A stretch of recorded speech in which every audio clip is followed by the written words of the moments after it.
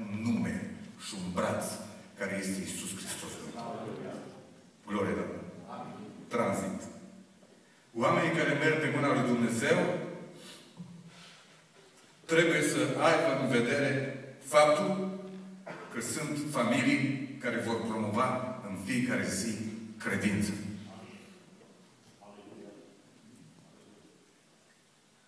Aproape că n-am mai dormit astăzi noapte, m-am întrebat. Promovez eu credința?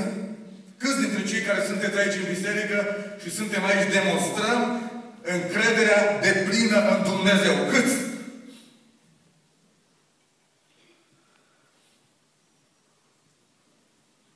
Fără să știe unde se duce, a avut încredere în Dumnezeu și l-a întrebat, Doamne, unde? Pentru că el, Avram, a promovat credința.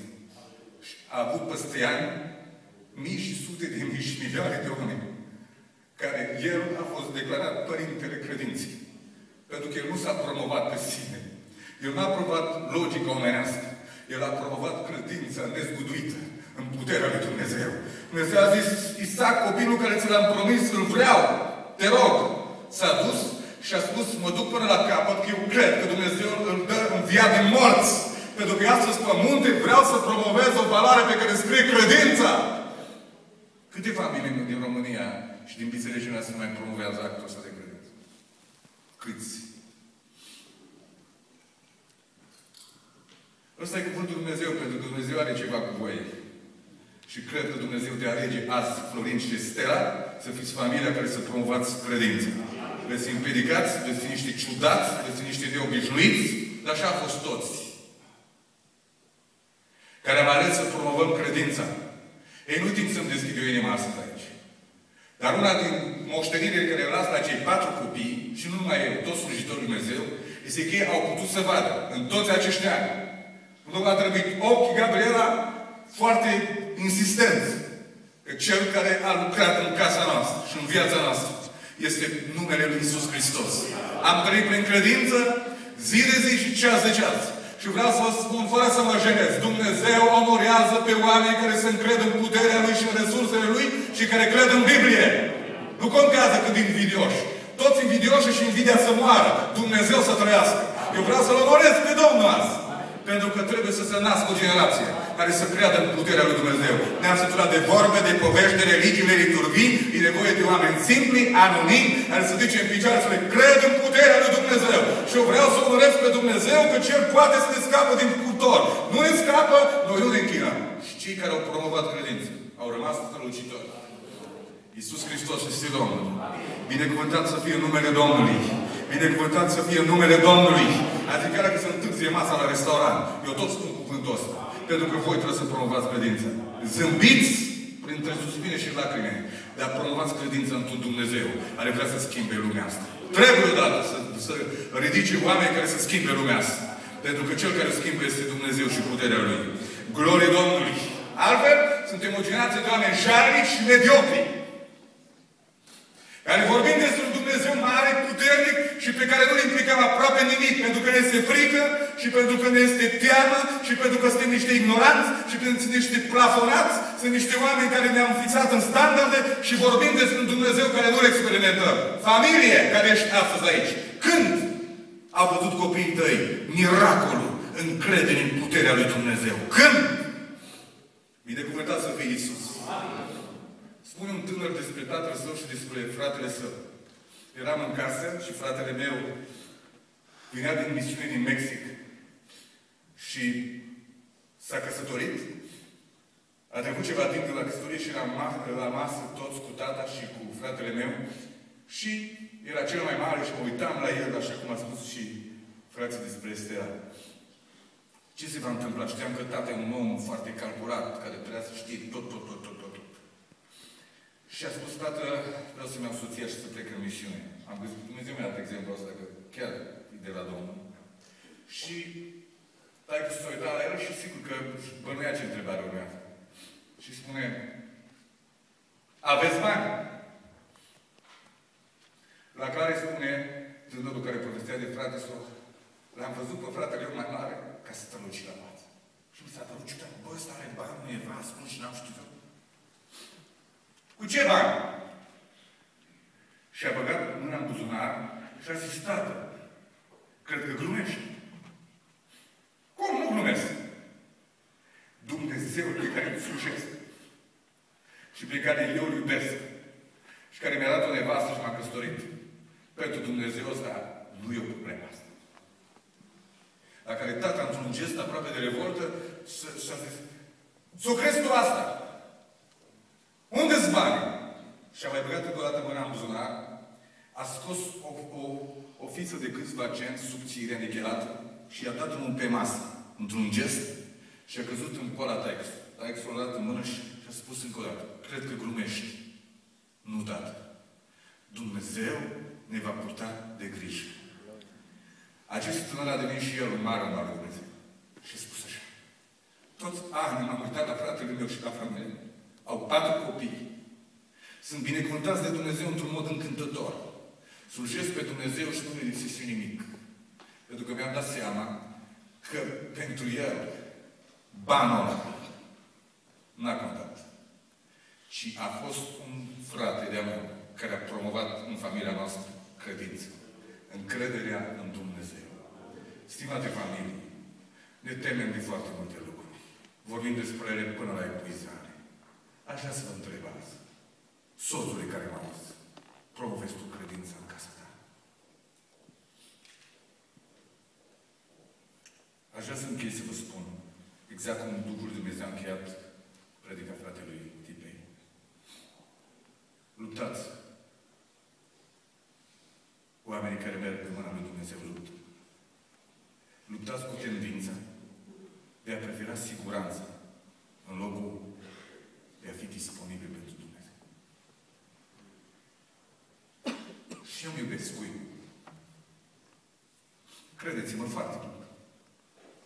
Și îmi iubesc cei 4 copii și mai ales devastator când David cel mic îmi spune de 100 de ori pe zi, tati, nu pleci.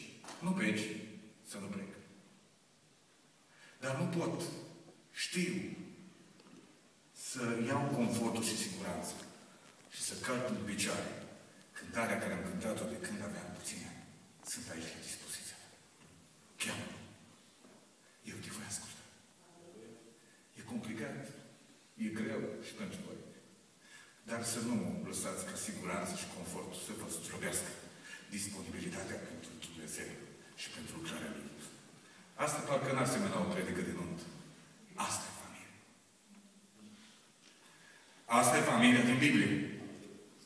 Eu așa citesc în ea. Voi? Așa citesc în ea. De la început și până la capăt. Toți acești oameni au trăit prin credință. Spuneți biserica amin. Amin. Spuneți biserica încă o dată amin. Amin. Toți au trăit prin credință și Dumnezeu pe toți i-a onorat. Și într-o zi a promis că îi va onora dincolo. Da. Florin, te iubesc. Estera. Și pe tine puțin mai mult decât pe el. Chestia la mijloc cunoaște. Dumnezeu se vă țină în mâna Lui. Zâmbesc și eu ca fratele mai mare. Îți liniștiți. Dumnezeu vă va părta de grijă. Vedeți-vă de treabă. Dumnezeu să vă toți tinerii în biserică. Uitați-vă în ochii lui Dumnezeu. Dumnezeu nostru este prea mare. Toți banii sunt frec. Dumnezeu este Dumnezeu. Lăsați-L pe Dumnezeu să fie Dumnezeu. Și bucurați-vă de Dumnezeu. Vă prevăd un viitor strălucit. Și unul etern. Vă prevăd tuturor un viitor strălucit și unul etern. Tuturor prietenilor care sunt în biserică. Dumnezeu să vă mântuiască. Urmează momentul solemn. O, sunt 2 momente solemne. E unul singur împachetat Iisus. Haideți să-L vedem pe primul. E un fel de surpriză.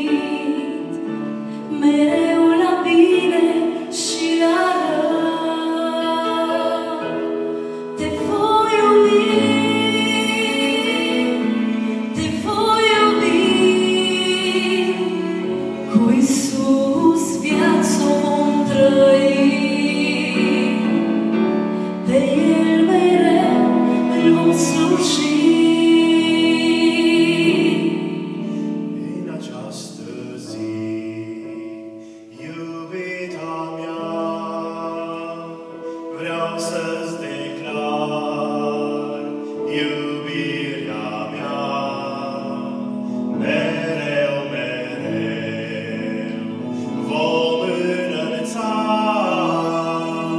pe Iisus în toată lumea. Te voi iubi, te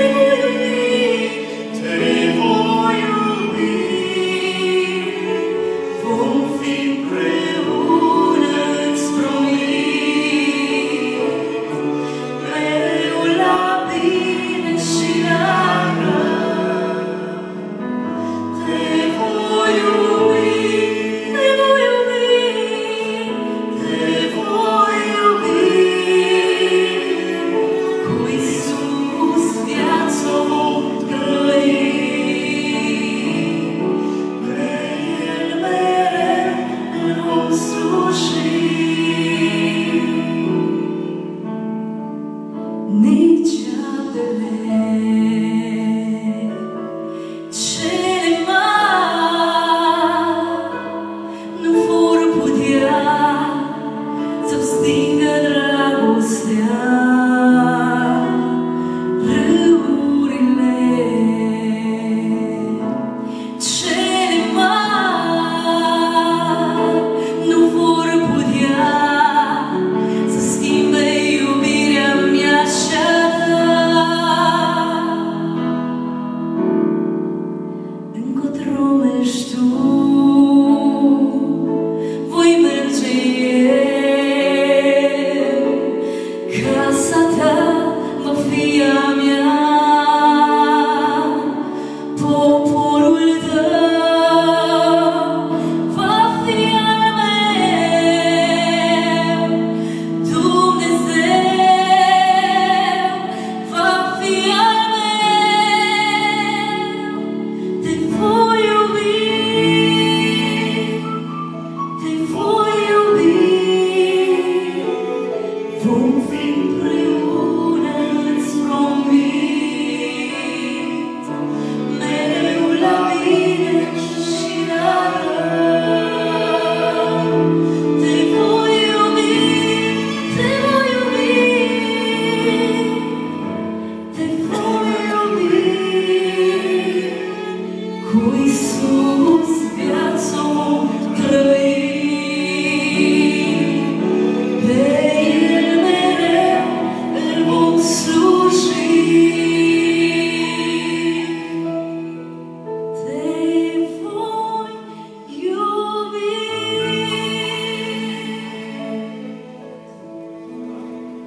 Aș vrea să rămâneți exact așa.